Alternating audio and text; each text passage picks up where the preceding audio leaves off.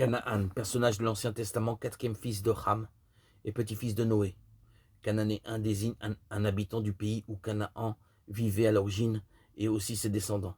Le nom cananéen désigne aussi un peuple qui habitait les plaines longeant la côte méditerranéenne de la Palestine. Ce nom était parfois utilisé pour décrire tous les habitants non israélites de la région située à l'ouest du Jourdain, que les Grecs appelaient Phéniciens. Canon, alliance, écriture, recueil reconnu faisant autorité d'ouvrages sacrés. Les ouvrages canoniques comprennent l'Ancien, le Nouveau Testament, le Lit, etc., etc. Cantique. Les 12 apôtres chantent un cantique avant que le Seigneur ne se retire à Gethsémani. Matthieu 26, 30. Le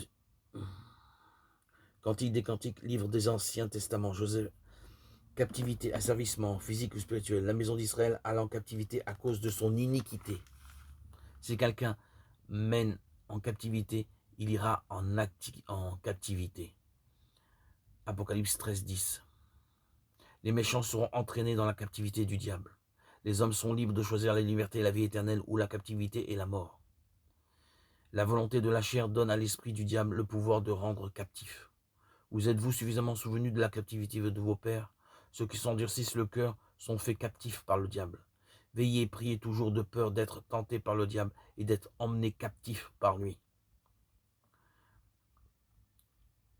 Centenier, officier de l'armée romaine, commandant une compagnie de 50 à 100 hommes. Cette compagnie était la 60e d'une légion romaine. César, titre donné à certains empereurs romains dans le Nouveau Testament. Il est utilisé dans les Écritures comme symbole du gouvernement ou du pouvoir profane.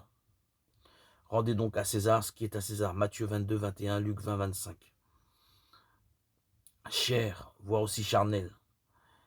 Homme naturellement mortel dans son état. Chair a plusieurs significations. Le tissu mou qui constitue le corps des hommes, des animaux, des oiseaux, des poissons.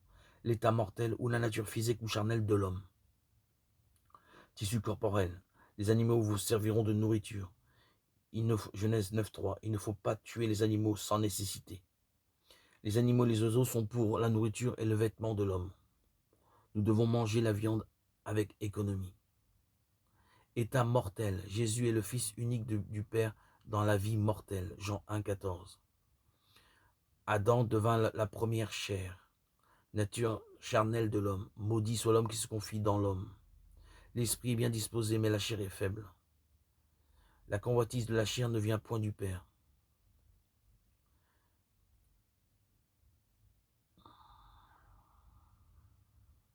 Le gouvernement de Ham était patriarcal et fut béni en ce qui concerne les choses de la terre et la sagesse, mais pas en ce qui concerne la prêtrise. La femme de Ham était descendante de Caïn. Champ. Dans les Écritures, terrain utilisé pour la culture ou le pâturage. Il symbolise souvent le monde et ses peuples. Le champ, c'est le monde. Le royaume des cieux est semblable à un trésor caché dans un champ. Matthieu 13, 44. Je vis un champ vaste et spacieux. Le champ était mûr. Le champ était déjà blanc. Le champ était le monde. Je comparerais ces royaumes à un homme qui avait un champ.